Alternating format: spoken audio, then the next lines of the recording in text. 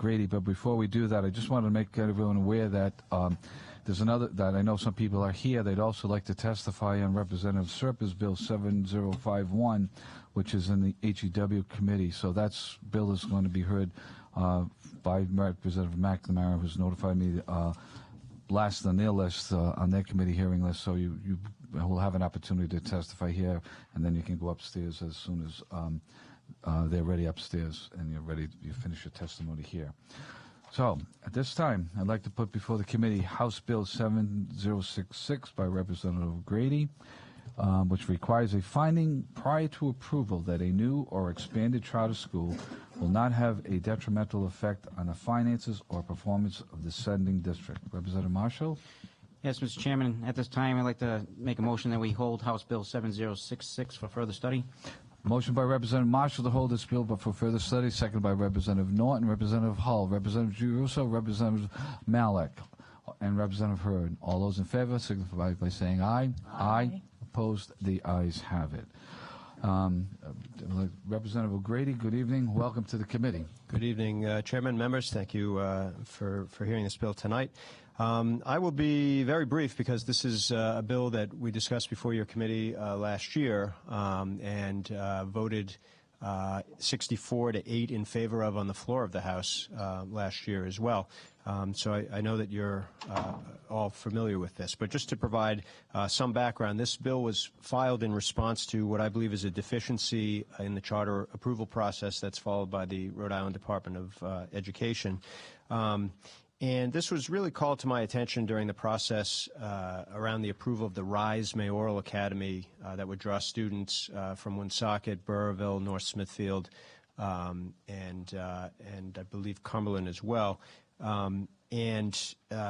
When this charter application was being heard, not last summer but the summer before, the school committees and or city councils, town councils of each of those communities raised objections to the establishment of this charter based on the financial impact that it would have on each of their districts. And at the time, they appeared to testify before RIDE. They submitted testimony in support of their assertions, and the Board for Primary and Secondary Education refused to consider the financial impact. A quote that sort of spurred this bill was offered by then Chairwoman Eva-Marie Mancuso, who said, "It is not the Council's role to make decisions based on financial impact. Quote, we are the academic people, not the state budget people." And that was in October 14th, 2014 was that quote in the Projo. And, people can be misquoted. However, at a subsequent hearing, this one in January of 2015, Chairwoman Mancuso, the subject being the same, again, attempts to have financial impact considered. Chairwoman Mancuso was quoted again at that time saying, "I went and read all the statutes after that meeting," meaning this last one here. "Nowhere does it say that we have to look at financial impact on the sending districts. The legislature has explicitly dictated what I'm supposed to look at for criteria for expansion," and this wasn't among that criteria. So it occurred to me that virtually everything we do in this building as legislators, as public officials, looks at the financial impact of the decisions we made. I would challenge you to point to more than one instance on the floor upstairs where we don't consider the financial impact of what we're doing. So it just strikes me as being at odds with everything that we're elected to do, that our bureaucracy is empowered to do if we don't look at financial impact. So what this bill does is it simply mandates that that RIDE and the Council of Primary and Secondary Education look at financial impact as a criteria and to make a finding of fact, as they make findings of fact on all the other criteria that they're asked to review, that the financial impact is not detrimental to the sending districts. I specifically don't define detrimental impact. I will leave that to RIDE to do. I would say that this is best practice. I'm not coming up with this. There is a group called the Annenberg Institute for School Reform based here at Brown, which is hardly a charter opponent. I would say that they have been forefront in structuring how ed reform, including charter expansion, should work nationally. Last November, they came out with something, a handbook called Public Accountability for Charter Schools. And early in this book, on page 4, they propose that best practices include a requirement that charter school authorizers, in coordination with school district plans, prepare an impact statement before approving any new charter school application. The statement should assess the school's impact on the school plan and identify the role the charter intends to fill within that overall system. So I believe that this bill and the mandates of it conform not only with our obligations to consider financial impact broadly, but also specific recommendations of the Annenberg School. Happy to answer questions, but that's essentially it. Thank you, Representative. Questions of Representative Grady? Representative Morgan. Thank you, Chairman. Representative Grady, Yes. There's a commission right now to study the funding formula, correct? The governor has impaneled a commission which has gone through a set of data and are formulating responses to that data. They may be in the form of specific legislative recommendations, or they may just be recommendations for further study. Well, I guess I thought that they were going to be looking at, and I agree with you, there's special education that charter schools don't deal with, busing requirements. I thought that they were going to try to take that into account when they looked at this funding formula.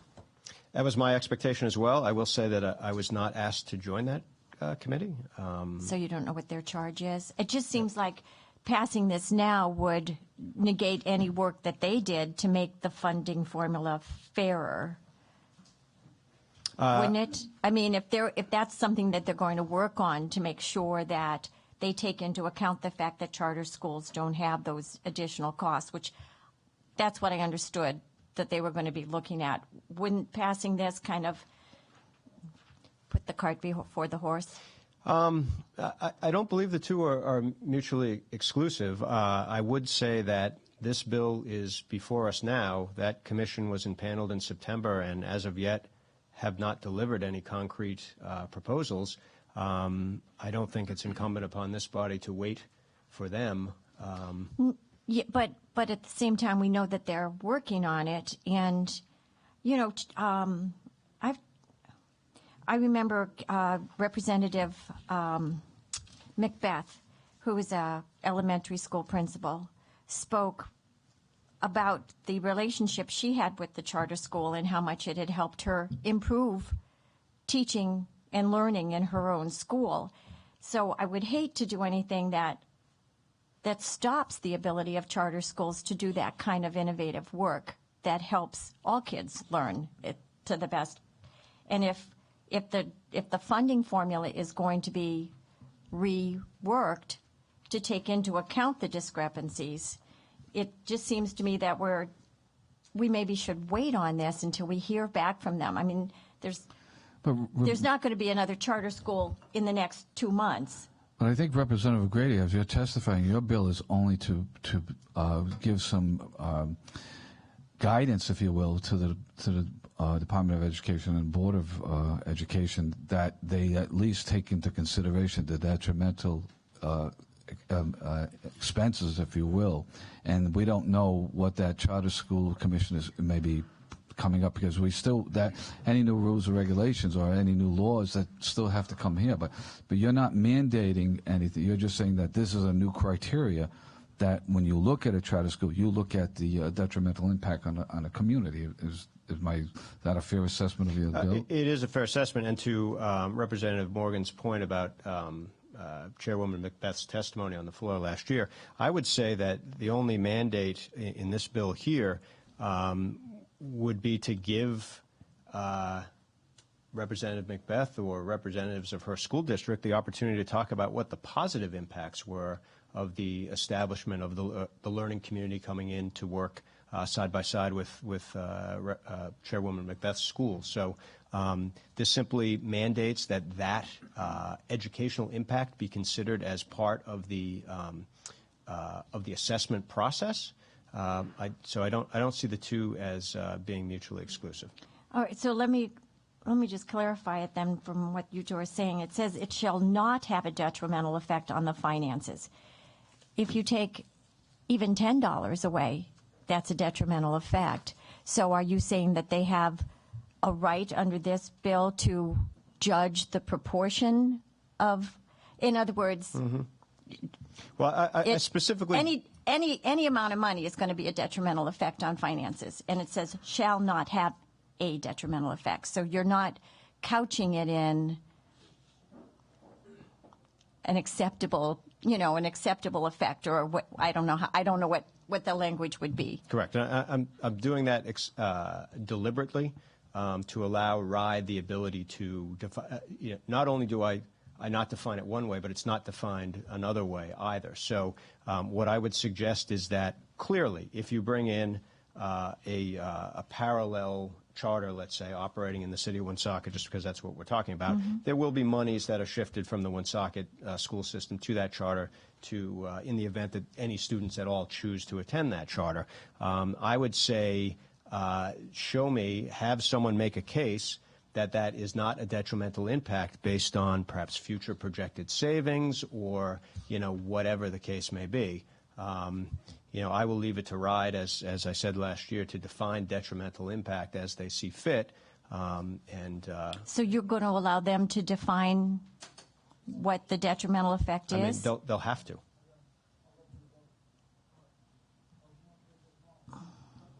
Okay. And there's an example. So, for example, RIDE right now is considering a certain number of factors when they decide to approve or not approve a charter. And this is taken from the RIDE docket from June 9, 2015, where they were looking at final approval for the RISE Mayoral Academy. One of the things that they have to review is review a financial plan. The RISE Mayoral Academy updated 5-year budget and financial plan has been reviewed and deemed satisfactory. So somehow the obligation to review a financial plan, RIDE has decided that it's either satisfactory or not satisfactory. Yeah, that they have their finances in order. Those Sure. are RIDE's provisions, not the statute's provisions. So I would say that they're already defining what satisfactory means in this case. I'll leave it to them to define what detrimental means in the case So of this just bill. taking a certain amount of money is not taking $10,000 wouldn't be considered a detrimental effect? I'll let RISE make the argument that it's not, or the charter school make the argument that it's not. I'll leave it to the Council of Elementary or Secondary Education to decide whether that's a valid argument. Okay. You hear the families over there. You look at I'm talking about the Blackstone Academy, and they report just incredible progress for their students. I think they call them scholars. So RIDE is allowed to take, so there's a balancing act between money and progress of students and the changing of lives. So RIDE can take that. So when you talk about detrimental effect, academic performance, the academic performance is those students who are performing better, right? It is a public school, so they can balance the money against that increased performance. Are we talking about Or are we Blackstone? just talking about the kids that remain in the public school? I'm not sure if I'm phrasing it correctly. There's two schools here. Are we talking about Blackstone Academy or Blackstone Valley Prep? Well, you're Valley talking Prep. about all charter schools. So Blackstone Valley Prep has already... Is this only for Is this only for Woonsocket, or is No, this it's not. going to apply to everybody? Any new schools or any schools looking to expand beyond what's already been approved. Blackstone Valley Prep, an interesting example. In 2015, they had a total enrollment of 1,153 students. RIDE has already approved them for 2,360 students. They would not be covered. That additional growth of 1,207 students would not be covered by this bill. It's already been approved by RIDE. I would argue that in Cumberland's case, an additional tuition burden between now and 2018 of $2 million would have a significant financial impact and ought to be considered when that $2 million on top of charter tuition last year at Blackstone Valley Prep already at $2 million.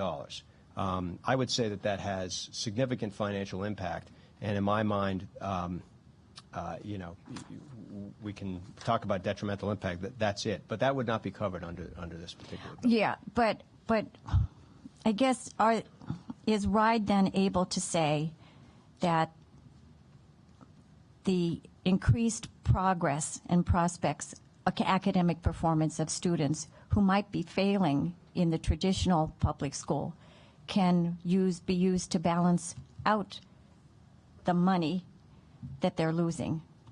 I'm not sure if I'm explaining it. I understand right? what you're saying. It's an equation, right? Because if a student does better, their future lives are better, their earning capacity is better. So there's a balancing act for that. You wouldn't want to forsake the ability of children to change their position in life because of some money that's taken now. There's an equation. Just as this bill does not define detrimental impact financially, it also does not define detrimental impact educationally. Academic performance. Allowing RIDE to make those, to establish those criteria within their own review process. Okay, and so we don't know right now what criteria they would establish. We do not. Though. Okay, thank you. Representative Jackard? Thank you. Representative O'Grady, you had said that you thought that this bill would not be mutually exclusive of a new funding formula. But I think that for me, Representative Morgan raised the possibility in my mind that this bill would actually work hand in hand with the new funding formula. And let me tell you why I think so. And I'd just like to hear your opinion as to whether you think that I'm off base with this. But if a determination had to be made that there was no detrimental effect on finances or academic performance under this bill, if there was a new funding formula that took into account the inequities between the school districts and the charter schools and even that out, then I think that it's pretty safe to say that any new proposal it was almost like a prima facie case that a new proposal would not have a detrimental effect on a school district, because a new formula would have already taken into account all those detriments and evened off that playing field. So it could possibly lead to an increase in this, coupled with the new funding formula, could possibly lead to an increase in charter schools. And also, I think it also has the effect of forcing the parties to the table over the funding formula, because the charter schools would say, we need a funding formula that will allow us to grow and overcome this mandate that we prove that there's no detrimental effect on finances of school districts. So do you think I'm off base on that? No, I think you're entirely on base. In fact, if the current funding formula worked as it was hoped when it was passed in 2010, we would not be having this discussion. Had that fair funding formula been in fact fair and not delivered the type of impacts on local districts that led so many superintendents and school committee members to appear before the House Commission just last year to talk about the financial impacts, then we'd not be having this discussion now. So I think you're right.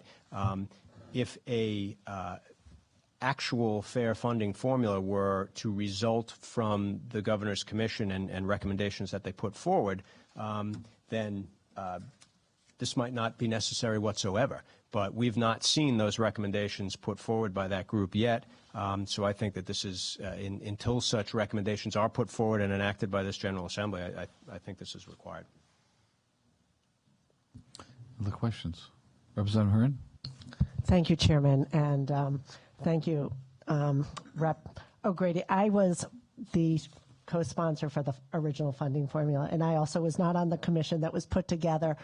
I certainly understand the stretch that some of the districts are going through. I, urge this state and my fellow colleagues to understand the real educational needs that are out there across the state for vibrant, challenging educational environments. That said, I, hear your plea that we recognize some of the costs that you're claiming are borne by the districts and not charged against the charter schools. In your legislation, however, you not only focus on the fiscal impact, but also making sure that there's no detrimental educational impact to the sending districts. That seems a bit vague. Could you expand on that, please? I could. And let me just say that, respond to one thing you just said, that cost differentials that I'm claiming. I'm not claiming them. And I hope, if nothing else, my speech on the House floor today shows that this isn't my claim. These are objective RIDE data, which was presented to the House Study Commission last year, and then also presented and used by the Governor's Commission that's meeting now. So it's not me that's presenting this 37% cost differential. It's RIDE's own UCOA-based data. The detrimental education effect, I think, gets back to the selection bias that's inherent in the current lottery system. So in other words, you do not get yourself a placement at a charter school unless you have active parents who go out of their way to put themselves into a lottery.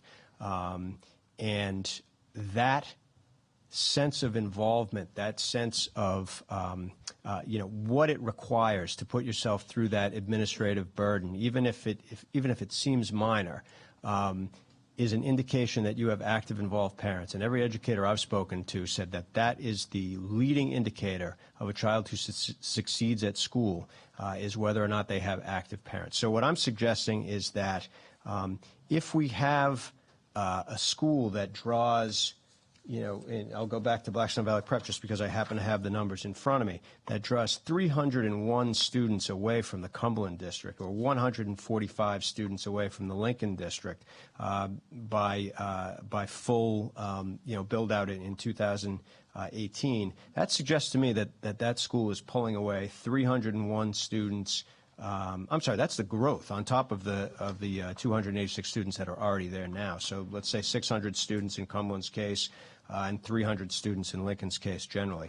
That's 600 students with active parents. That's 300 students in Lincoln with active parents. So I'm going to suggest that an argument could be made, and I think will need to be vetted out in the RIDE approval process, about whether or not the loss of those students with active parents has, an impact on test results, let's say, in the underlying districts that have now lost those students with active parents. So that's what this gets to. So it's much broader than finances. What you're saying is that the entire approach that charter schools do in selecting students should be changed. I mean, I think the lottery system is problematic for this very reason. It puts selection bias directly into the system. I think it skews test results and skews the data that people are all too happy to triumph or trumpet as being indicative of a better quality product, when it may in fact simply be more active parents. I don't know. Let's have RIDE consider that as part of their impact. Yeah, and I would just caution, I guess, waiting for, I would kind of urge, I guess, waiting for what this commission that has been set up by the governor, that has representatives from the chamber on it, to find out what their strategy is going forward before passing legislation before that. So thank you, Chair. And thank you, Representative. Representative Barrows? I think my take on this is that 95% of our students go to district schools. So I think the way I'm looking at it, we're putting preference on 5% of the students who go to charter school over the 95%. So this is where the parallel track comes in. Eventually, if this keeps on, what's next?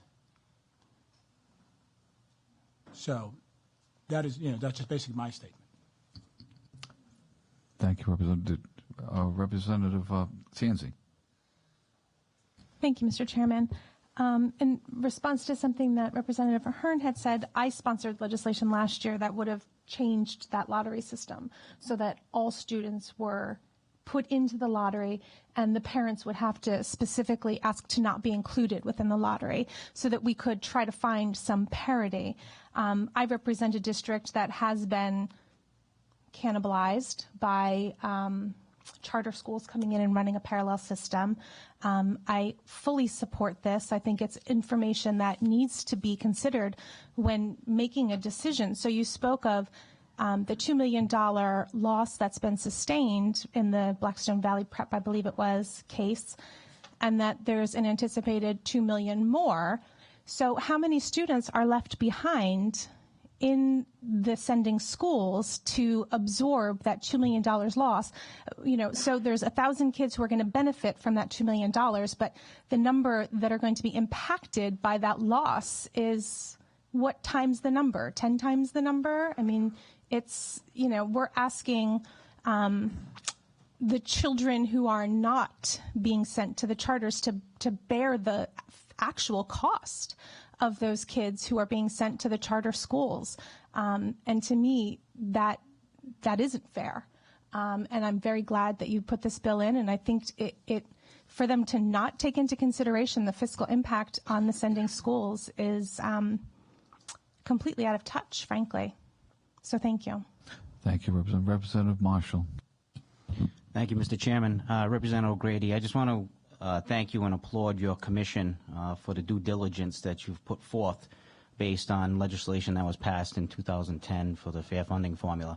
I think from my perspective, I think what we see here is more of a transparency issue that you've brought forward that wasn't necessarily included in the original language of the legislation for fair funding formulas. I think we take the emotion out of the equation, whether it's public schools or charter schools, and we just look at the impact of necessarily the divisiveness of students. Not necessarily divisiveness is the right word, but where they actually go for their educational purposes.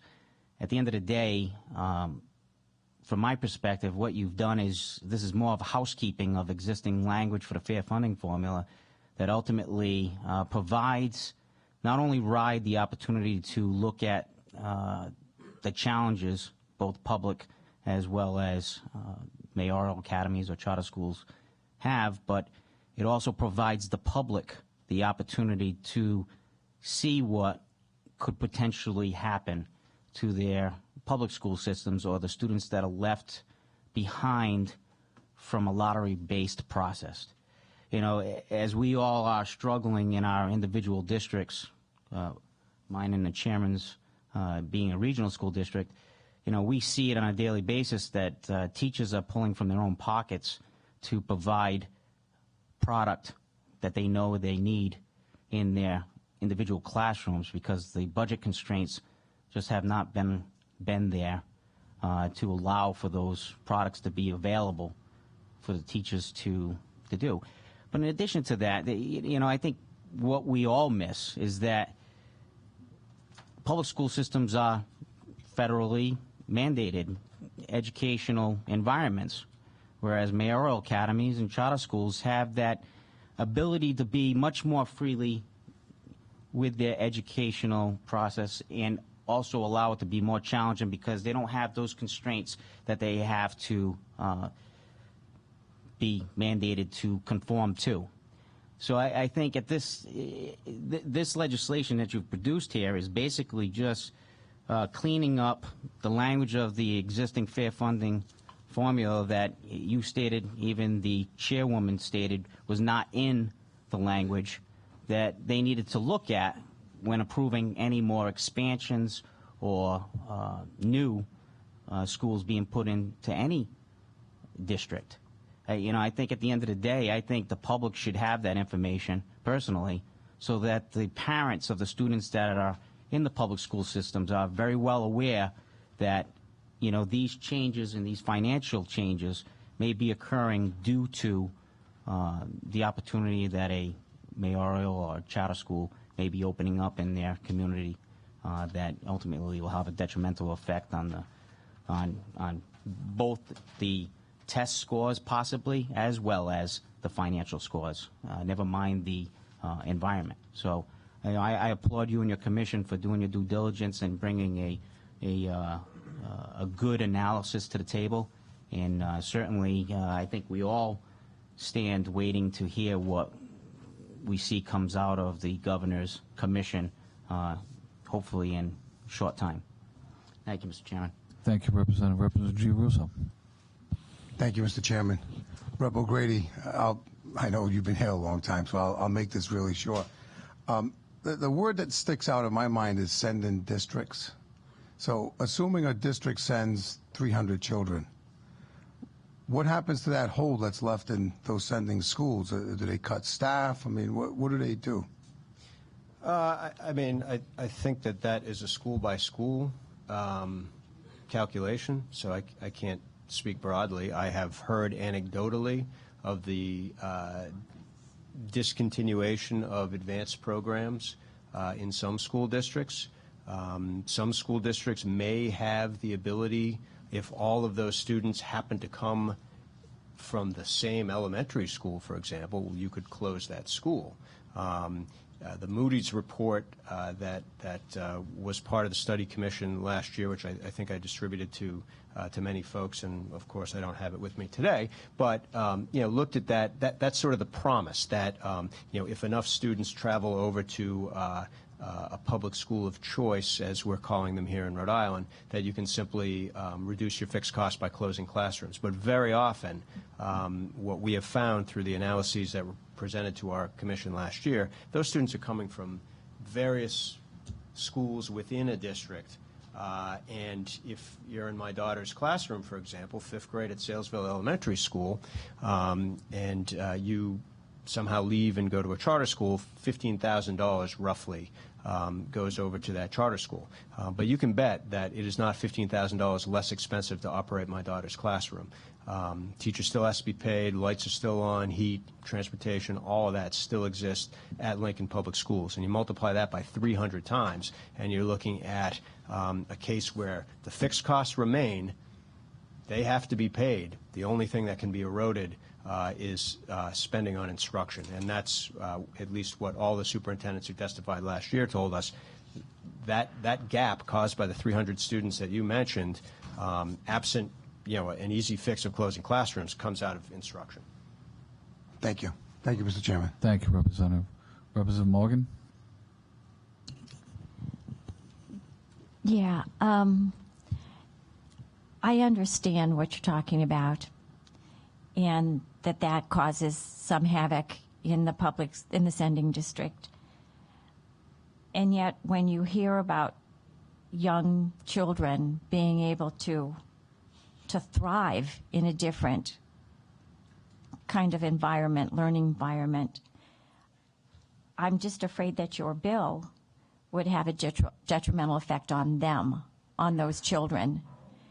When you see in some of our cities and towns that, the proficiency level on that PARCC test, I don't know if it's valid or not, but it's like 10%, 5%, 30%. That's just not good enough. And if you can get even a handful of kids to do better than they would in their current situation, that's futures. That's earning capacity. That's something that helps our economy. So just the way you have worded this doesn't seem to put in there that RIDE has that discretion to develop a matrices. It really just seems it shall not have a detrimental effect on finances or academic performance. And you can almost guarantee that it will, because any dollar you take is going to have a detrimental effect. Any child that you take would have a detrimental effect. And I think that passing this may doom some kids to not reach their full potential. And that would be a real shame. Representative Bone. Thank you, Chairman. And thank you, Rep. O'Grady, for all the hard work you've put in thus far. I expressed last year concern, but also my divide in this, because I've sat on both the public and a charter board, and I've seen the pluses and, you know, the areas to improve on both ends. I happen to sit on a board right now, Blackstone Academy, that is a commended school and is doing a great job. And I see the concern, and I believe that thoughtful pause that was coined last year in revisiting this and making sure that, yes, these sending schools don't continue to feel the impact. And as you said, mathematically, or when we look at numbers, we come up with these projections, but if they're coming from different areas, then the impact is still felt, and it's not like they could just close a class or something. But I mean, contrary to what Rep. Barrows feels, that, you know, are we focusing on the 5,000? I mean, the 5% or 95%? We're looking to give every child an opportunity. We're looking to give them a good education, and I think the big question is, how do we engage those parents who are not engaged? And how do we not take away the opportunity for those parents who maybe seek the parochial school and got a scholarship or didn't get the scholarship and continue to seek that opportunity? And we've seen it in the urban core, at least. We've seen the results, as Rep. Morgan stated. And a lot of children, a lot of families have been saved. But yet, how do we get to those parents or students who might not know? We heard the case this morning, this afternoon, with Representative Lombardi and the individual that he's been mentoring, who has that self-motivation. Not everybody has that. And so we need to, I think that's the big question. How do we get that? As Rep. Tansey explained, you know, what if we could reverse it? I've had that pickle for a while, trying to figure out how to get those students who the parents have been trying out for 3, 4, 5 years, get them in, and they missed the lottery by 1, 2, or 3 numbers, and then someone who applies the first time gets right in. Is that fair? So things that we need to address. But long story short is that I commend the work that you guys have done. I'm sure that between both commissions we should have some good material, and maybe this is a call to action where those parents or alumni who've benefited from this could go out there and let people know this is open for everyone to try to enroll, and hopefully if your son or daughter gets in, great. If not, try again. But one of my biggest concerns, being from Pawtucket, who sends a lot of children to charter schools, you know, making sure that the quality of the education is not diminished for those students who stay in the traditional school, and how we can continue to enhance that. So one of the areas that I've spoken about continuously is collaboration, and we're seeing that in Pawtucket and Central Falls, and we'll see what the future of those collaborations bring. But thank you so much for the work you're doing, and hopefully, again, the results will be positive for everyone. Thank you. Thank you, Representative. Any other questions? Representative Grady, thank you very much. Thank you for presenting this bill this evening. This time I'm going to go to the witness list, and I'm going to ask Frank Flynn, Tim Ryan, and Tim Duffy, if you could come forward.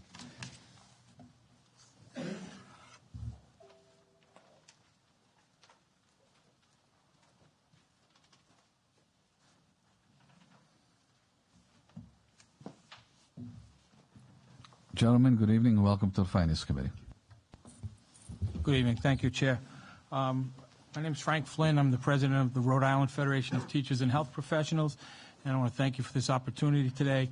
I'm here to speak in support of this bill. I think Representative Grady did a great job explaining it. I'll try not to belabor it at this time, but this basically, I believe this bill basically provides an opportunity to clarify the financial impact that the transition of students to a charter school would have on a district.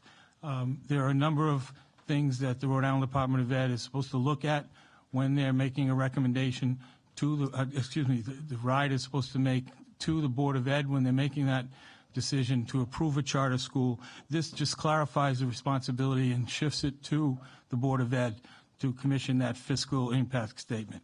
I don't think anybody in this room is opposed to fiscal impact statements when you're making decisions, and this is just another example of that. Last spring, to concur with what Rep. O'Grady said, last spring not only did the chairperson of the Board of Ed say that it should that it's not the responsibility, but also David Abbott, who's the assistant deputy, the deputy commissioner, as well as the chief legal counsel to RIDE, testified that it's not RIDE's responsibility to consider fiscal impact when making that recommendation. We believe that RIDE should consider the fiscal impact. But this legislation, we believe, shifts that determination and that consideration to the Board of Ed. The loss of students to charter schools may have a significant impact on a district's finances, but this legislation, I think, will provide some fiscal stabilization. We have a situation in a couple of the districts that I represent, Woonsocket and West Warwick, for example, that are under state-imposed fiscal stabilization plans. Those districts are definitely hurt when we lose a significant amount of funding. They're facing a number of cuts. If they continue to lose students without replacing that, it has a very serious impact on their finances and forces them to look at making cuts to other situations that impact all of the students that are left within the district. It could force them to cut programs and staff, and that would be detrimental to all those students that aren't attending charter schools. I respectfully ask you to adopt this legislation that would require the Board of Ed to take a look at fiscal impact prior to making their decision. Thank you. Thank you very much, Mr. Flynn. Mr. Ryan. Thank you, Chairman Gallison, members of the committee. My name is Tim Ryan. I'm the Executive Director of the Rhode Island School Superintendents Association. And I'm sorry, I thought I did. Thank you. My name is Tim Ryan. I'm the Executive Director of the Rhode Island School Superintendents Association. And I, too, support this legislation, in part because what we have in effect is not working. Other states fund charter schools in different ways. For example, they may have the state aid follow the child. They may set up restrictions that if a district performs at a certain level, there are fewer seats available for charter schools. There are a whole range of items that look at how charter schools are funded. In Rhode Island, and I think the points that are made here were very well taken. What's the net effect? How do we work together with these districts? The point is, all this bill does is say we should consider the fiscal impact. That's all it says. Because if we were to say, if this were not charter schools, if it were career and tech centers, we want to open up a new career and tech center, we would be incredibly remiss not to say, what's there now? What have we encouraged with federal funds? How are we using the resources now? What's the critical mass of kids to attend a carpentry program or an auto body program? We would be remiss not to look at the fiscal impact. So that's all this bill does. I did testify against the RISE charter school simply for the fact that Woonsocket was under the Special Budget Commission. Their folks came forward and said, this school, full enrollment, will put us in bankruptcy. I think it's incumbent upon all state agencies, all of us, to work together to ensure the fiscal strength of our communities. And I think the fact, too, that this is all based on the very naive assumption, and that's why it's very important that we fix this, that when the money follows the child, which former Chair Mancuso was very clear to me, that it's very simple. So the assumption is there's a commensurate savings when the child moves, and we know that's not the case. And the fact that different communities have different local share versus state share compounds the effect for different communities. It affects everyone differently, and it affects the charter schools differently. If a child lives in East Greenwich, an X amount of payment goes to that charter school. If the child all of a sudden moves to Pawtucket because the local share is, anyway, it's a different rate. So this system doesn't make sense. We need to take a look at how it affects everybody. And to me, all this bill does is pause and say, RIDE, look at the fiscal stakes before you approve anything. Thank you very much. Thank you, Mr. Ryan. And for the record, Mr. Ryan has provided us with some written testimony. Thank you. Mr. Duffy? Thank you, Mr. Chair. First, let me say Happy New Year to the members of the Finance Committee. This is my first opportunity. And congratulations on your new digs. They look very, very good. I know the press is happy because they've got a nice press table over there. I, too, support the legislation for the reasons articulated by Mr. Flynn and Mr. Ryan. Just a couple of things. I passed this out. It's a little chart that I used in a presentation that I made to the governor's task force on the funding formula. If you take a look at it, we as a state fund education at a lower rate than New England on average and lower than the United States on average. So the sheer ratio for Rhode Island right now is the local community, the LEA, the city or town, is funding at an average rate of 53.3%. The state's at 37.2%. That compares to the New England average of 46.5%. So, you know, what we're looking at, the other side of the chart, basically details for the Northeast the reliance on property taxes to fund all items, not just education, but all of the property tax funding. We are on average 45% higher than the national average in our reliance on property taxes. And of the three communities, Vermont, New Jersey, and New Hampshire, Vermont has a statewide property tax to support education. They've got a statewide property tax for education funding. New Hampshire has no broad-based taxes, so they rely on their property taxes for virtually everything. So we're exceedingly high in our reliance on property taxes, not only for education, but for a whole host of municipal services. To suggest or imply that citing a charter school without taking into account the impact on property taxes, I think is just, it's unreasonable and it's irresponsible. I was at the hearing when the chairwoman said that it's not their responsibility to take into account local finances. Well, if we're going to fund education out of local finances, then I think it's incumbent upon the Board of Education or the Council of Elementary and Secondary Education to damn well take into account how much of an impact it's going to have on local property taxpayers.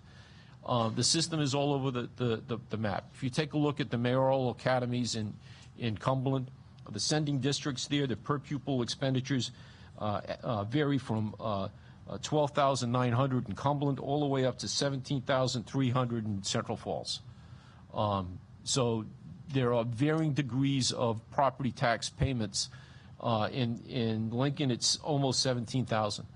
So the question becomes at the local level, if we send a student at $17,000 from Lincoln to a mayoral academy and our neighbors are only sending accompanying $13,000 in terms of support, are Lincoln taxpayers in effect subsidizing the students that are attending that mayoral academy or charter school from a lower per pupil cost district?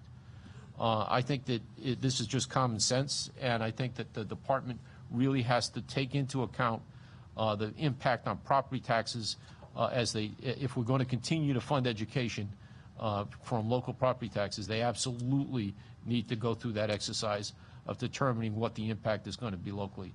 The other point that I would make is for the RISE Academy, there were resolutions from the Burrillville Town Council, the North Smithfield Town Council, and the Woonsocket City Council opposing the citing of that, and those were disregarded by and large by the council when they voted. With that, I'd be more than happy to answer any questions of the committee. Thank you, Mr. Duffy. Any questions? Representative Giarrusso?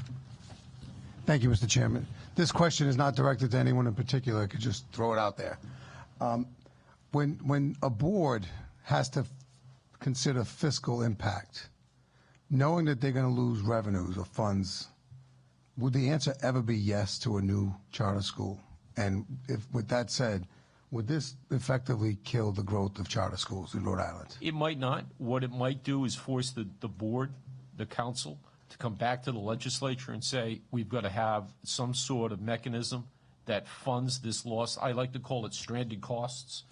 It's a term that's used in the utility industry when an electric company, a gas company is required to do an upgrade or site a facility, a transformer at the direction of the PUC, they call it stranded costs. It would not normally build that unless they were directed to. So you have stranded costs at the local level in terms of conventional public schools. You still have buildings, even though you lose students, that have to be heated. You still have transportation costs. You still have, in the case of the Mayoral Academies, retirement costs, which, incidentally, according to the state actuaries, in fiscal 18, we're looking at a $15 to $17 million increase in local payments for teacher retirement. The Mayoral Academy doesn't have that requirement, doesn't have that fixed cost, and that's not part of their per pupil, by the way. The per pupil cost does not reflect the requirement for teacher contribution. So that's not factored into that. You compare that to Massachusetts and Connecticut, the state assumes the entire employer cost of teacher retirement. So, yeah, I think that it doesn't necessarily mean that it's the death of charters, but it creates an awareness that if we're going to go down this road and we're going to promote charters for whatever purposes, as worthwhile as their advocates say they are, then I think you have to have a system that funds that. And the department and the board, the Council on Elementary Education, has to come to the legislature and say, you know what, we need to revamp this. We need to have a different funding system that guarantees that local taxpayers aren't going to be unduly burdened. Now, I know this might be thinking way outside the box, but has anyone ever thought about maybe incorporating a charter school within a school that's half empty?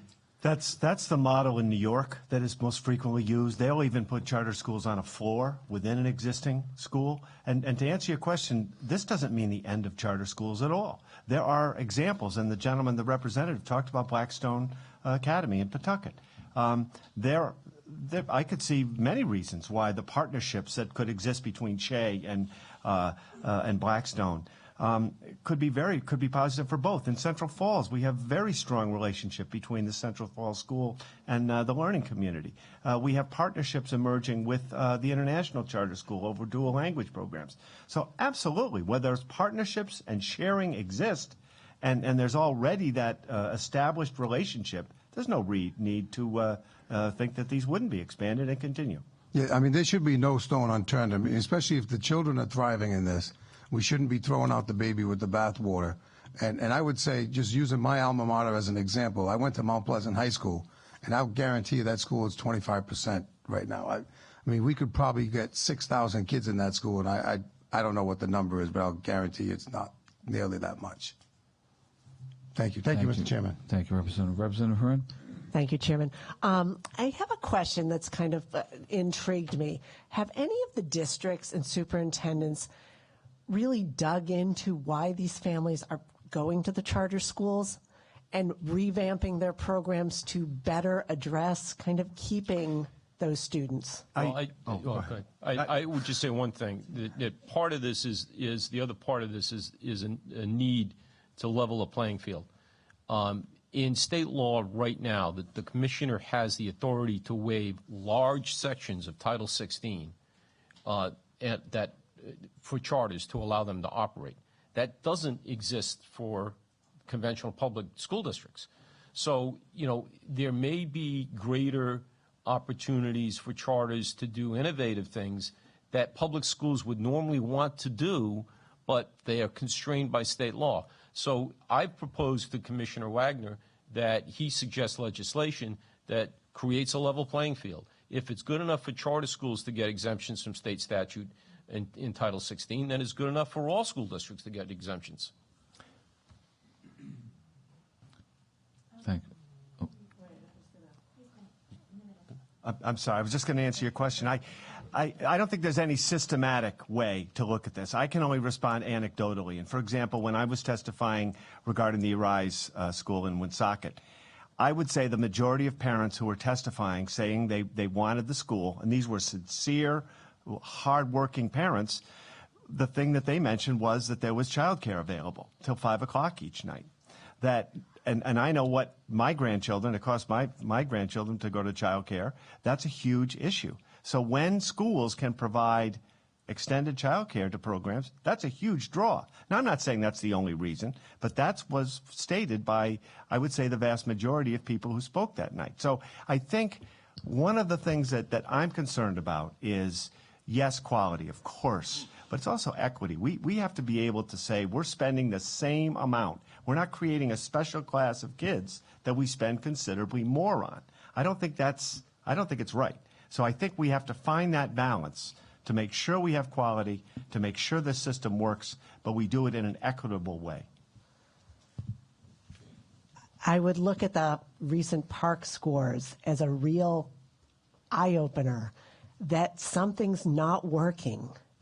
And it's really incumbent upon this entire building and every educator in every district across the state and the charter schools to figure a way out of this. And I would hate to put the big education chill on anything that's innovative, anything that's garnering families that are excited about education, getting their kids educated. That is my cautionary. And I don't disagree, but I would suggest that if you look at the percentage of special needs students that take the park, the percentage of those students are substantially lower at charter schools than they are at conventional public schools, especially when it comes to students with profound disabilities. I think the O'Grady Commission report reflected that in 2013, charter schools spent a total of $185,000 on out-of-district placements. Those are the most profound students with the deepest disabilities. Conventional public schools spent in excess of $75 million. Now, when a per-pupil expenditure goes from a district to a charter school, it incorporates the special ed part of that per-pupil expenditure, which on average is 23% of the cost of, on average, on a statewide basis, part of that per pupil, and on average, 23% of that is for special education costs. And just one last thing about the testing. The last year's park was a disaster for a lot of reasons, and I think the scores will be better this year. But one thing we did look at, superintendents looked at from the previous results from the from NECAP, was once we factored out all kids with special needs, all kids from both, the scores are essentially the same. So I think that's one of the things we need to look at. I'm not saying there aren't charter schools that are doing a good job, because there are. But there are public schools that are doing a very good job, too. And I think to paint everything with the same brush, that one is good and one is bad, I think one of the key things here is how much are we spending, and are they the same kids? And I think those are some of the key questions we have to look before we make these questions, before we answer a lot of this. And thank you. Rep. Ahern, just to respond, I think we need and we can improve the educational outcomes for every student in every school in Rhode Island. We've got great schools in many districts. We got good schools in every district. People are working very hard to try to improve that, but I don't think the solution is to create a small parallel subset of schools that improve the lives of a few kids when we need to look at improving the lives of all the kids. Representative Morgan. Thank you, Chairman. Hello, gentlemen. Thanks for coming. I was intrigued that you have been to the commission that is studying the funding formula. And it appears then that they are trying to even out the discrepancies, the fact that they don't have as many special ed kids and busing and that kind of stuff. Is that, I mean, you testified before them, so is that one of the things they are working on then? Right. Part of the problem with the task force is one of the charges that the governor gave to the task force was to kind of do this like a miracles of fishes and loaves, that they're not to come up with any additional funds. But anytime you take a look at it, if you're going to talk about impact aid for stranded costs of districts, that some districts would get an additional appropriation from the state to offset the loss of the student population loss to charter schools, that's going to cost money. If you talk about increasing the categorical amount for profoundly disabled students, that's going to cost money. If you talk about increasing the share ratio of the reimbursement rate for school construction, that charter schools are currently capped at 30%. So in the case of a Central Falls school, it would go to 90% for reimbursement for school construction. That's going to cost money. So all of the recommendations that are kind of floating around here have price tag, dollar tags attached to it, and I'm kind of nervous that going forward they won't be able to come to any sort of concrete conclusions that don't involve increasing the bottom line. And if their charge is, let's do this, but don't increase the bottom line, I forgot that they're also talking about a weight for English language learners, which is entirely appropriate. When I served on the task force that looked at the funding formula when it was chaired by Representative Agello and Senator Gallo, we talked about an ELL weight. We talked about a weight for special needs students. If you start adding those variables to the formula and you don't increase the bottom line, then it's going to come up here and you're going to have a whole new series of winners and losers. And I think anybody that went through that experience in 2010 when the legislation was pushed forward, there was a lot of angst because a lot of districts, and I still get blowback from my members, why aren't we getting more money? We've been in year 7 of a 10-year financial freeze. It's going to be awfully hard to convince people that without adding more money to it, that you're going to rearrange all, some of the lawn chairs that are in the shade now are going to be in the sun and vice versa, and people aren't going to be happy about that. Rep. Morgan, from what I've observed at the last several meetings, I don't get the sense that they're going to come up with any specific recommendations, just identify aspirational areas that the governor may want to look at when she develops her budget. So they're not coming up with a new formula? No. No? I would agree with Frank. From the direction that we've seen, and they meet tomorrow night for their final meeting, it's a series of recommendations or initiatives that might lead to some sort of legislative proposal. Okay, so let me ask this. If they came up with a funding formula that took out the special ed, the busing, some of the other stranded costs, I guess you'd call it, could you see that RIDE could charter a new or could allow a new charter school under that under those changes? So if those were separated out. I think we're getting too far off the topic here. Honestly, it looks to me as if this bill would kill the addition of new charter schools. And so I'm just trying to figure out whether or not, if that happened. I think Representative Tobon hit upon the question of school districts currently partnering with charter schools in Pawtucket and Central Falls. It's not inconceivable to see a school district, and it was floated in Providence a few years ago, to make all of their schools charter schools. So there are 3 categories of charter schools. There's the charter schools that we commonly identify where a group or a private set of individuals come in and petition to create a charter. There's a Mayoral Academy charter schools, and there's district public charter schools. So a school district in and of itself could come forward and say, we want to create a charter school. We want to create a charter elementary school, a high school. In that particular instance, I wouldn't see that being a necessarily detrimental financial impact, especially if they're the ones advocating for it. Okay, thank you. Representative Marshall. I think that I just wanted to state, you brought up a good point, and we need to be cognizant of this, is that cities and towns that have been put into a Fiscal Stability Act, right there and then, this should be, any charter school enrollment should be suspended until such a time, or put into a moratorium until such a time that community comes out of a Fiscal Stability Act situation. Because at the end of the day, we'd be adding to the problems that they have fiscally. So that may be a subsection that may need to be written in by the sponsor that needs to be put in there so that we're not adding to an already challenged community. I suggest you talk to the sponsor, see if he's willing to do that. Thank you, Mr. Chairman. Thank you. Any other questions of the panel? Representative Ruggiero. Thank you, Chairman. Thank you, gentlemen, for joining us. And you're right, that working group is not working on the formula per se. For every dollar you move that formula, it's $100,000 in state aid. But I want to talk about sort of the elephant in the room, and that is why our kids, and again, it's 5%, so it's 7,400 students who are going to charters and mayorals. 95% of our students are in the public schools, and I agree, many districts do a tremendous job. But how, and just in speaking with the new commissioner, Ken Wagner, he has some innovative ideas, including empowering principals so that they run their own schools, and the principal is more of a leader than a manager.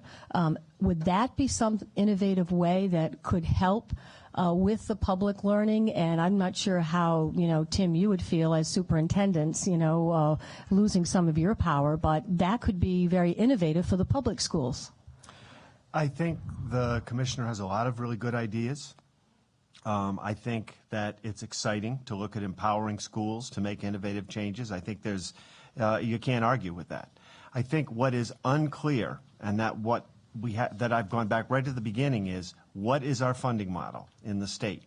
And right now, it's not one that functions well. It's a one-way street. For example, we have a model, the International Charter School, fine charter school with dual language programs. If a child from Providence goes to that school, the money goes with them. If a child from South Kingston goes to that school, the money goes with them. Pawtucket and South Kingston are establishing dual language programs. There is no provision for someone from another district to go to those districts. So right now, the way it's structured, the money can only flow one way. So are there innovative ways that we could look at the funding model? Absolutely. Should we be creating partnerships with districts? There's so many reasons, Rep, why people would look at charter schools, not the least of which is Pawtucket and Woonsocket have been so underfunded for so many years. They're spending less than the state average for communities where there's a lot of need. So who would begrudge those folks to say, boy, there were ceilings falling down on the kids in Pawtucket a couple years ago. My understanding of this bill, though, is it's perspective.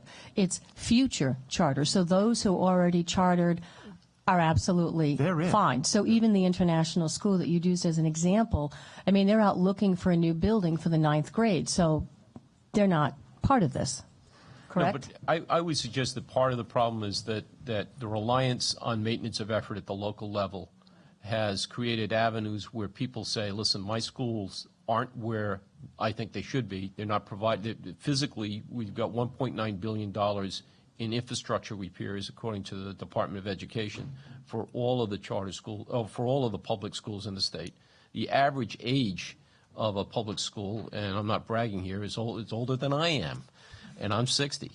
So it's getting up there. And look at me, I'm starting to fall apart. But, these are real issues. So that when Woonsocket and Pawtucket, and I worked in municipal government for 10 years, and now Providence is in its 6th year of level funding the school system.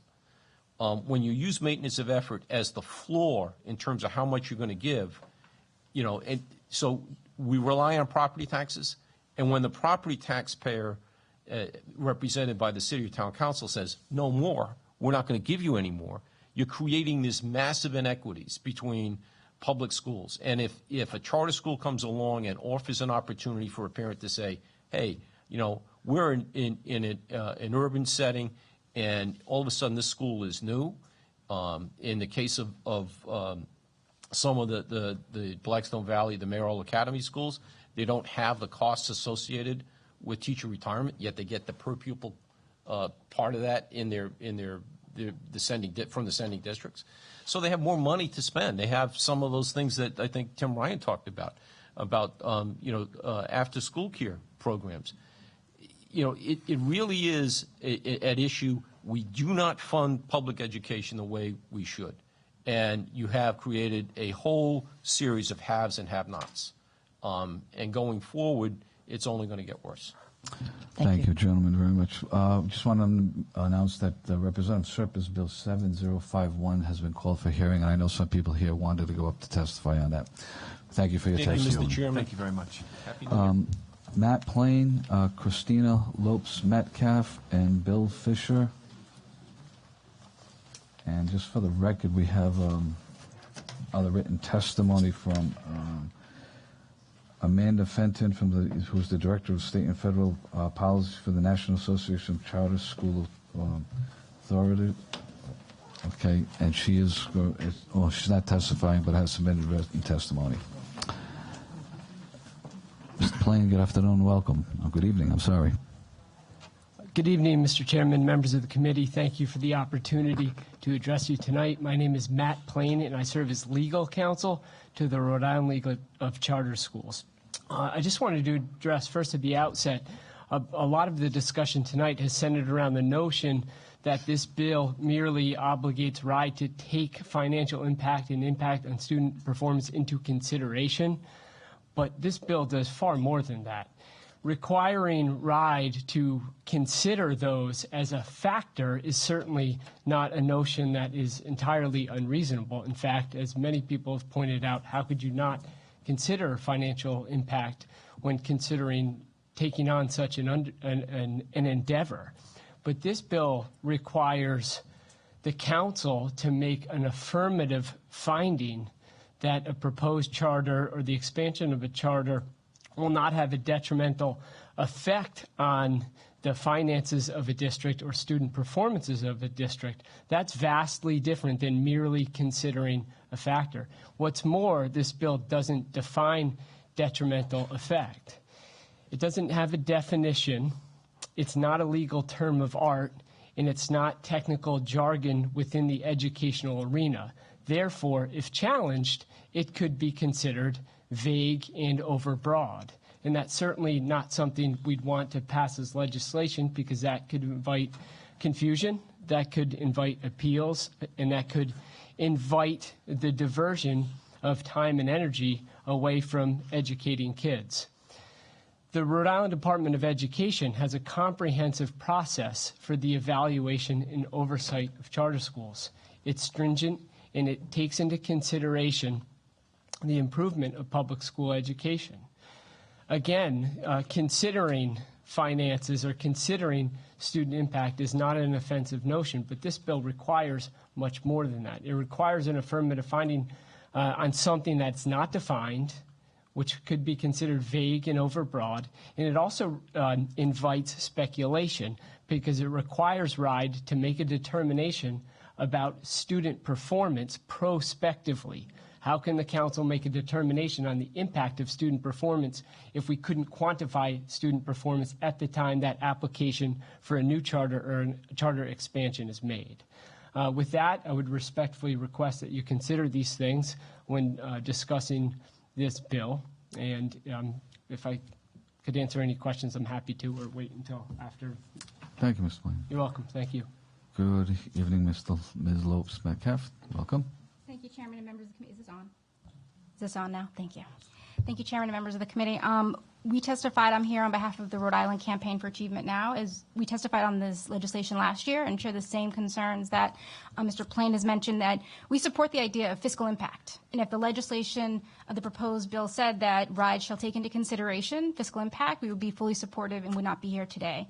And we've looked around the country to see there are statutes or recommendations that authorizers should look at both detrimental, negative, or fiscal impact, but we couldn't find anywhere where it is actually a condition of non-approval, so that it, rather than it just being a list on the criteria, that this would actually, as currently proposed, is that you have to, the council shall, prior to approval, find that affirmative finding. And so our recommendations would be that if the language were changed to either include just looking at fiscal impact, not have that what we consider an absolute rejection of an application due to that, that would actually open up the possibilities that not only would the department have to consider fiscal impact on the negative side, but also the fiscal impact on the positive side, because there's actually been areas where traditional public district schools have received millions of dollars because of their partnerships with charter schools. So that could be a consideration that the department looks at, that if an application were to include collaboration, that would include either philanthropy, private, or federal dollars, that that's in a fiscal impact on the application and on the presence. And so we'd encourage that. The final things that I would just leave the committee with, because I do feel like it's important because it has been brought up, is that I was also at the RISE Mayoral Academy public hearings, and there was support by parents for the school for their extended learning day. I want to just clarify, because the Mayoral Academies do not provide childcare or after-school programs. They provide extended learning days. And to clarify and to characterize that as childcare is not what that is. And so I just felt very strongly about that and wanted to just point that out. And finally, it's been mentioned that this past fall, we've seen the results of our latest state assessment. If you look at the state assessment, or you look at the SAT results, or you look at a variety of factors, our state is struggling academically. There's not one cause, there's not one solution. But what we'd caution is putting up any additional hurdles to providing educational opportunities for our families and students, rather than promoting collaborations where all schools could just thrive and do better. So we would be supportive of fiscal impact, but unfortunately have to oppose this legislation. Thank you, Chairman. Thank you very much. Mr. Fisher? Bill Fisher, here on behalf of Rhode Island Mayoral Academies. How am I doing now, Mr. Chairman? First day back at the State House, a little rusty. Bill Fisher, representing Rhode Island Mayoral Academies. I think I'm not going to mention the points that have been made. I would point out one thing about the challenges that my colleague referenced before. I think those challenges could come from both sides, quite frankly, because of the lack of definition of detrimental impact. I'd also suggest that the bill consider phraseology beyond detriment and maybe think about the benefits of charters in communities. Charters that are in districts that are collaborating are providing benefits. There are wonderful partnerships happening right now, Representative Barros, in your community, and a lot of hard work is happening there. A lot of collaboration is happening, and that's bringing in philanthropic money, and that's is going to bring in federal money into your community. And so when we look at detrimental impact, I think we have to look beyond child leaving district to go to charter solely, but there are other financial considerations. I'll leave you with one stat, because I think there's a downward trend right now in school population. Warwick is a prime example. Pawtucket is up. Pawtucket serves has the opportunity where parents can go to send their kids to charter schools. The Pawtucket School District population is up between 09 and 14. It's up 3%. Overall, including charters, it's up 8%. So it tells me parents want choice. They want communities that are offering that choice. And I think that's important to consider. I also will close, and happy to answer any questions. With all we are opposed to this bill, I will applaud Representative O'Grady for his hard work, his passion on these issues over the past couple of years. We have spoken about the need to try to lessen the us versus them debate that has been omnipresent in these hallways, and it's been a tough row. And I care personally about the 5% and the 95%, and I am looking forward to try to take some of these barriers down and try to work with each other a little bit better this year. And I look inward saying that about myself. So I look forward to the conversation, Representative O'Grady, with certainly the passion that Representative Serper has brought to her community. These are important issues, but I think they go beyond education. I think they lend themselves to Rhode Island's economic future as well. Happy to answer any questions. Thank you. Representative Giarrusso had a question? Thank you, Mr. Chairman. You know, it's actually refreshing to hear that there's collaboration, that both sides are talking about this. But we heard a lot of testimonies. I just have one quick question for Mr. Plain. You mentioned vague and overbroad, a number of times. So are you saying that, from a legal perspective, that if this thing were to pass as drafted, that it could be challenged and overturned in a court of law? Sure. Yeah, it can. Obviously, as you are well aware, any statute can be challenged. But you definitely have a colorable argument that this is vague and overbroad. And as you guys have mentioned in your questions, the fact that it could be nearly impossible to not make or to make an affirmative finding that there was no detrimental effect on finances means that the universe of things that are considered financially against a district could be considered detrimental and therefore overbroad and not permissible. Thank you. Thank you, Mr. Chairman. Thank you very much. Thank you very much for your testimony. I'm sorry, Representative Tanzi had a question. Thank you. From my experience in this body, we leave definitions up to agencies, departments, regulators to fill in all the time. So I don't see that as being unusual for us to define what those standards would be.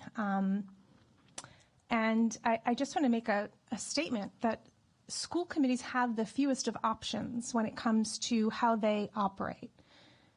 They don't have taxing authority. They don't get to pick and choose which students they get. They're left with between a rock and a hard place. And, we're just advocating to allow our school committees to have more control over what it is that they're dealt with, that they're forced to deal with. It's no surprise to me that South Kingstown has such a high number of students that go, because the charter schools have come to our community because we have a higher reimbursement rate. There's many ways that we could level the playing field here. It could be that the state, only pays the flat fee that they do, a per pupil fee, and it's not incumbent upon the community to put forward the difference.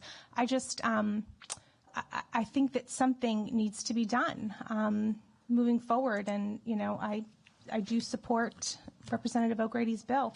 And as far as the positive benefits, the money that a few of you have alluded to coming into the district, I can't think of a school that has received, and I'm interested in hearing what public school system has benefited. Central Falls has received approximately $10 million in federal and philanthropic funding in the past 5 years alone, as an example. And I know that's the a unique... District? The school district. Okay. And that is all because of collaboration, not because I want to be very clear here, not because charters are in that district, but because the charters that are in that district are collaborating with the traditional schools. And that is a good working relationship. I want to make 2 quick points and follow up to Representative Tansey. One is, I'm hopeful there's some solutions in the funding formula to this. I look at bills like this and I understand their initiative and their concern, but I think the resolution to this is in the funding formula. And I also point out charter growth right now. Some people would say this bill is a de facto moratorium. I don't know if it is, because we can fall into a hole about interpretation of language at RIDE. I would say we're in a moratorium right now. And what I mean by that is the last school that came online was mid-year 2015 last year. There are applications sitting at RIDE. I would suggest to you that they are dormant. Even if they were fast-tracked, you'd be talking about a school opening in 2017. So we're going to have a 2-year window in the state of Rhode Island where we do not open a new charter school. And I think we should all be cognizant of that, because there's a lot going on in this debate right now. And everybody has good and important opinions. But we're not going to see charter school growth for a 2-year period in Rhode Island. That's pretty much a reality right now. And that'll leave plenty of time for those that exist to innovate and prove their worth and their merit. And I look forward to seeing what they come up with. Thank you, Representative. Representative Hearn. Thank you, Chairman. A quick question to Mr. Plain. You had talked about this bill identifying the detrimental effects on the academic performance. Could you speak to, you said it's prospective and therefore vague. Could you speak to that a bit? Yeah, sorry, thank you. The council, how would the council measure impact on student performance at the time the charter application is made? So they're going to need to look into the future to see how, let's say 100 students from North Kingstown going to a particular charter school, how that might affect or make an affirmative finding regarding the impact on, let's say, test scores 6 months down the road. I don't see a way in which the council could make an affirmative finding, because that would be nearly impossible. Now, to weigh a potential impact, that's vastly different, and that's something that could certainly be considered and weighed, but this is different. And on a related note, certainly the legislature does leave it to agencies charged with the enforcement of a particular body of legislation to define things or to promulgate regulations not inconsistent with that legislation. And typically you leave that interpretation to that particular agency, in this case RIDE, when it concerns terms of art that are within an agency like RIDE's purview, like academic performance. Detrimental effect on finances is not something that would typically be considered within the purview of RIDE. So without further guidance on that, RIDE could determine that there's a detrimental effect on finances for one municipality, and that standard could look vastly different for the other 38. And that's when you invite analyses of the vague and or broad standards in analysis. Thank you. Thank you, Chairman. Thank you. Mr. Fisher, could you provide us with that information that you had of the monies that came into the Central Falls District? We'll get you a list of the funding. that. It was a combination. I don't want to say it was just federal funding. No, it was I understand. philanthropic and federal. We'll get you an itemized list of that. And Mr. Chair. I understand if something might be private, people don't want to be identified. I get that. Some of it's foundation money, and it's been over a period of 5+ years. Thank you. Okay. Appreciate that. Thank you all. Thank you very much. I guess Ray Sullivan's left, so Jim Senarini and Alex, is it Lucchini? And for the record, we did receive written testimony from Mary Ann Roll, Vice Chairman of the Lincoln School Committee, who was in favor of this legislation.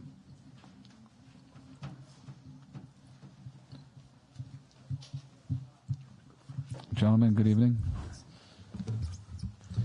Good evening, Mr. Chairman, members of the committee. Jim Senarini, Rhode Island Council 94, American Federation of State Common Municipal Employees.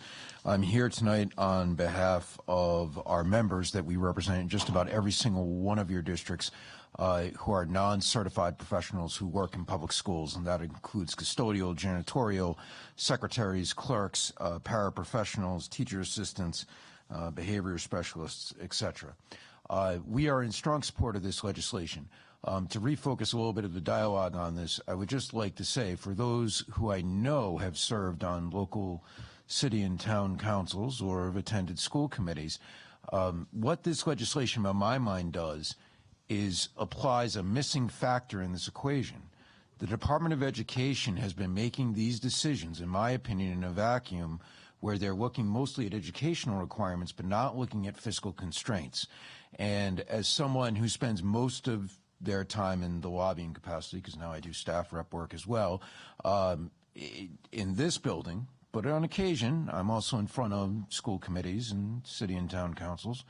And I would tell you that I have witnessed some savage debates to close or open a school, or to even build a new fire station or a new police station. And you have an absence, in my mind, of the department's ed verification process in establishing a competitive school district sometimes, or an alternative education system, or an alternative school that competes directly with the public school system. And so, absent any type of financial consideration, to quote someone who I respect but did not agree with always often, one Senator Aram Garabedian, respectfully, I think all of this legislation does is it asks the Department of Education to do its due diligence. Now, Senator Garabedian, for anyone who might have witnessed it, co-owner of the Warwick Mall, used to carry around a textbook he asked me to read on due diligence. Full disclosure, I never did. But I talked to him about many times to understand the concept. And the concept is, obviously, that you have to look at all financial implications before you make a significant expenditure of public funds or business investment. So again, I believe that this is what this legislation does. I would point out that the same fiscal impact, whether it's applied by your fiscal staff in doing fiscal notes to try to advise you when you're making some very complicated decisions, and this fiscal staff here does an excellent job, even when I always don't agree with the analysis. What I would say respectfully is, when you're even looking to cite, I think, medical facilities, I believe, for your certificate of need process, or also your merger statute, there's direct economic impact statements. And even when I did in previous work for the Rhode Island AFL-CIO in a very controversial port project that I still believe in, I remember very detailed not only economic impact statements, but in compliance with the Army Corps of Engineers environmental impact statements. So I believe, simply put, that this legislation addresses an unmet need that's a very logical thing to explore in establishing significant institutions in the expenditure of public funds. Thank you, Mr. Senator. Mr. Lucchini?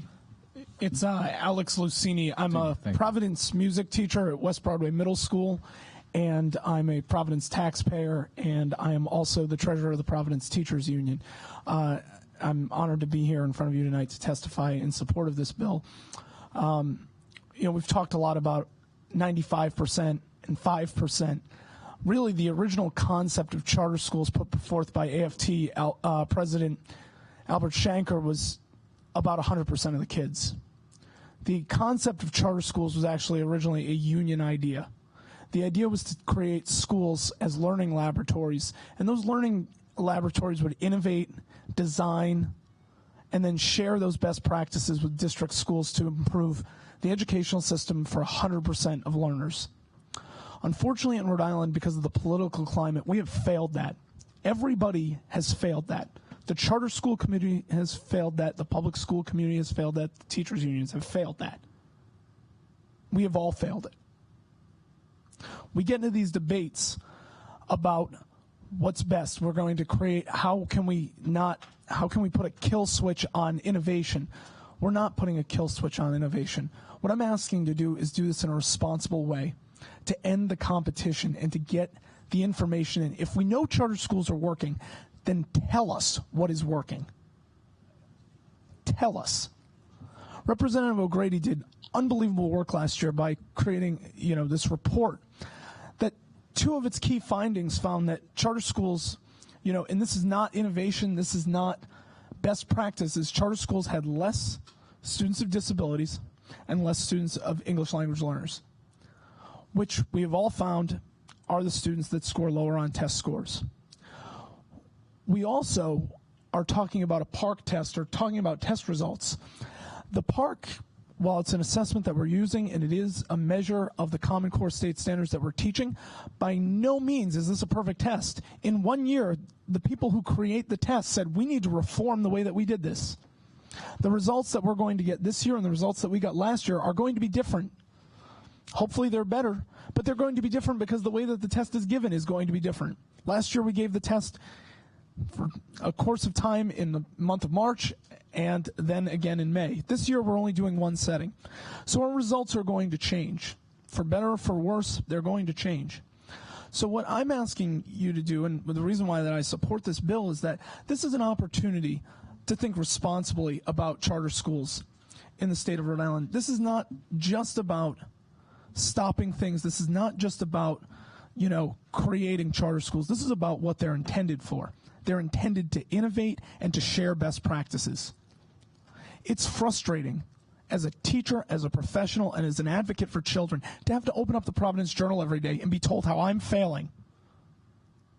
But if I taught down the street, I'd be successful because there's a charter in my name. And that's part of this problem. I agree with Mr. Fisher that we need to fix this. We do need to relook at the funding formula. My wife is the music teacher at Mount Pleasant High School, and you should contact her and be a part of the Alumni Association. There's no way you can fit 6,000 students in that school. School buildings and schooling and children, the way that we educate our children has changed. My wife teaches across the hallway from students that are hooked up to feeding tubes. You can't have 26 of those students in one classroom. The way that we educate our students now and the way that we have to provide supports to our students sometimes limits the amount of them that we can have in a class, and we have to rethink the way we utilize our spaces in schools. In Providence, we've seen debilitating effects of being level funded for 6 years. We've been level funded for 6 years, but over those 6 years, I believe our contribution from our local budget, from the school budget, for charter schools has gone from $11 million to $19 million. So even though we're level funded, we're really looking at an $8 million decrease in funding to our budget. So one of the reasons why we also can't fix 6,000 students in Mount Pleasant High School is because the basement and the fourth floor are condemned.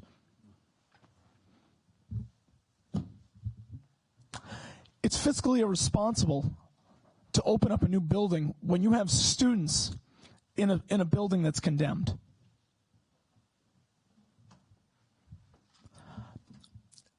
This bill provides an opportunity to begin the discussion. Is it the end-all, be-all? Absolutely not.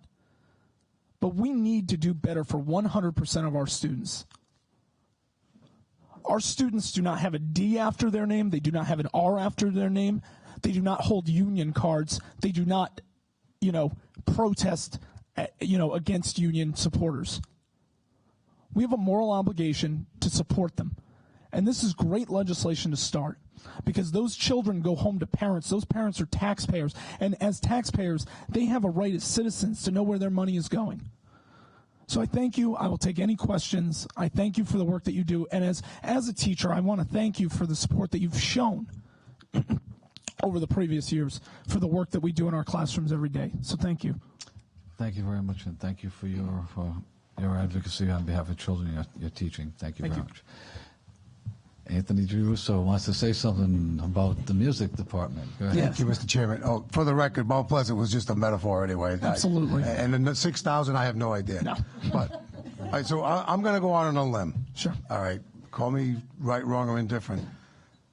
Any union member or representative probably is not a fan of a charter school. Is that correct? I would say that's incorrect. Charter schools, are they union members? In Rhode Island currently, we have in-district charter schools. So in Providence, we actually have a couple of schools, the Times 2 Academy and Ace High School. They are in-district charters. Their teachers are members of our union. My wife, before teaching at Mount Pleasant High School, was the music teacher at Paul Cuffey High School. So to say that I don't, that's where she worked. I definitely love her and support her teaching, or I would be going home to change locks tonight. Be careful, we're on TV, Thank you. She's watching at home. Another example would be the Laborers Charter School that's in Cranston. That's also supported tremendously by the laborers and has also been very successful. My philosophy, I consider myself more of a progressive unionist, but I go back to that issue of that the idea is to build best practices in a laboratory setting and then share them with the larger districts. Much of our conversation between the charter and the union community is one or the other, us versus them.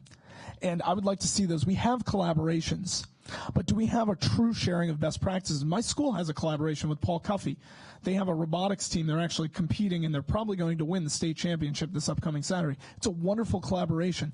But my question is, if we really want to get better on the PARCC exam, the level assessment, the kind of progress monitoring assessment that we use in the Providence schools is called STAR testing. And I believe it's different from the elementary progress monitoring that they use at Achievement First. If they're yielding better results and they're using this program or this assessment system that's better, why are they not sharing that? Or why are we as a district, and again, I don't represent the district, but why aren't we looking at those best practices to inform our instruction to make us better and to be able to deliver the services to our students in a much better manner? And that's where I see this as being. So I'm all for innovation. I'm a very innovative classroom teacher, but I would like to see innovation instead of expansion. And I think a lot of this debate is really about expansion and not so much innovation. I think RIDE, to its own fault, actually, and I think with this new administration at RIDE, you're going to see this different. There were so many contingent things that were going on. There was so much, there was such a level of bureaucracy, at RIDE that it was difficult for charter schools, for small charter schools, to actually truly be as innovative as they wanted to. So I think that that's really where it is. It's not so much that I'm against the idea of a charter school. I'm against the idea of creating a system where we have, as we've spoken about, kind of that two-track system. So let's get the best practices together and let's learn from each other, because I think there's a lot public schools have to do that can educate, that can help and inform practices of the charter schools as well. But it's not just merely a charter school versus unionist kind of perspective. At least that's not what I'm advocating for. Now, Mr. Cinerini, does your local, do you have any charter schools in your local? Was it 94? No. Now, if no, you, do we represent? Yeah, do you represent any charter schools? Charter schools, no. In some of the districts where we represent members, there are charter schools. We don't represent any of the employees there. For example, South Kingstown is specifically, and I remember Representative Fogarty speaking very passionately about this on the floor. South Kingstown actually has declining enrollments and what would be termed an aggressive growth in charter schools. So that's been an area of concern in that district. Pawtucket is another area where we have a significant number of members, and there are charter schools. Central Falls, we have members. I mean, just in about every district we have, I mean, there is a charter. But we do not represent anyone at charters. Now, hypothetically, if they were, how would your position be on this type of legislation? Well, I generally do not answer hypotheticals. However, in this case, I would tell you the charters had the option to support our card check legislation, which would have allowed us to actually go and aggressively organize certain charters. But my good friend Steve Nardelli was very successful in killing the legislation. So I would say that unless I could get that bill passed, the hypothetical would stand unanswered. On that note, let's... Thank you, Mr. Chairman. Okay, thank you very much. I want to thank everyone for attending this evening. And thank you, gentlemen, for your testimony. We appreciate it very much. We do have a hearing tomorrow evening at the RISE on the United Health Infrastructure Project, otherwise known as UHIP, on the Senate.